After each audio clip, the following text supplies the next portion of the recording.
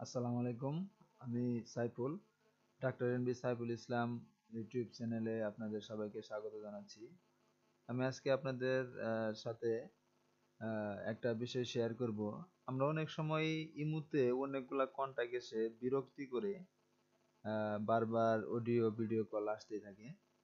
আমি আজকে দেখাবো কি করে ইমুর কন্টাক্টগুলো ব্লক করা যায় এবং আনব্লক করা যায়, এই বিষয়টা আপনাদের সাথে শেয়ার করব। তার জন্য আমরা প্রথমে ইমুতে ঢুকবো। ঢোকার পরে এখান থেকে আমরা দুটি অপশন পাবো, চ্যাট এবং কন্টাক্ট। আমরা কন্টাক্টে ঢুকবো। কন্টাক্টে ঢুকে আমরা যে নাম্বারটাকে ব্লক করতে চাই সেই নাম্বারটাতে ক্লিক করব।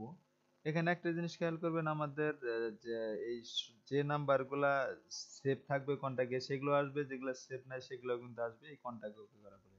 সাপোজ আমি মোহাম্মদ রাজিকুল ইসলাম মন এই কন্টাক্টটাকে ব্লক করব। তার তার জন্য আমাদের প্রথমে এই কন্টাক্টে ক্লিক করতে হবে। ক্লিক করার পর আমরা উপরে যে অপশনটা আছে রাজিবুল ইসলাম, এখানে ক্লিক করব। ক্লিক করলে নিচে দেখতে পাবো ডিলিট কন্টাক্ট। এখানে ডিলিট কন্টাক্টটা ক্লিক করব, ইয়েস করে দেব। করে দেবো এখানে একটা অপশন দেখতে পাবো, ব্লক নামে একটা অপশনটা এসে পড়ছে, আগে কিন্তু এটা ছিল না। তো এখানে যদি আমি ব্লক করে দেই তাহলে কিন্তু ব্লক হয়ে যাবে। তো এইভাবে আমরা ব্লক করব আসলে।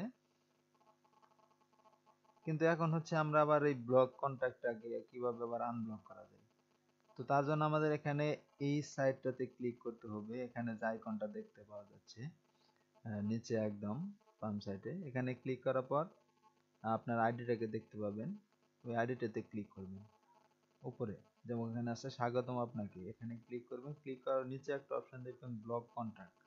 এই ব্লক কন্টাক্টে ক্লিক করলে এখানে যে কন্টাক্টটা ব্লক আছে ওই কন্টাক্টটা এসে পড়বে।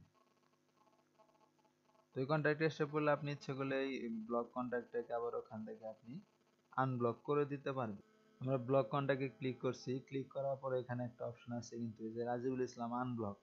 ব্লক কন্ট্যাক্ট ক্লিক করবো আনব্লক। এখানে যদি আমরা আনব্লকও করে দিই তাহলে আনব্লক হয়ে যাবে। যেমন এই যে এখানে দেখেন আনব্লক হয়েছে, Rajibul Islam has been added contact unblock.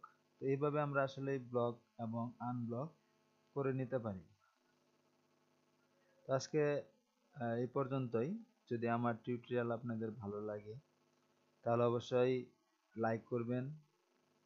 কোনো কিছু জানার থাকলে, না বুঝে থাকলে, জিজ্ঞেস করা থাকলে কমেন্টের মাধ্যমে জানাবেন। এবং আরও নতুন নতুন টিউটোরিয়াল পেতে অবশ্যই আমার চ্যানেলটি সাবস্ক্রাইব করে রাখবেন।